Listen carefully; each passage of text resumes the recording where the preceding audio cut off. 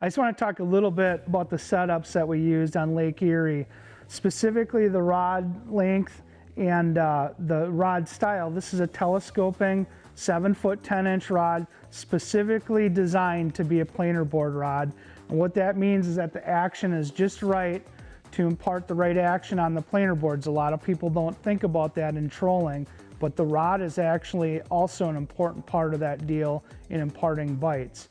Next, you want to have a high quality line counter reel to not only duplicate the bites when you get one, but also when you use it in conjunction with the precision trolling app, I know exactly how much line I need to put out to get that hit stick to the depth that I want it to be at based on the amount of line that we put out. So it's very important to have that line counter set up. But most importantly, when it comes to trolling, Berkley XT. I absolutely love it.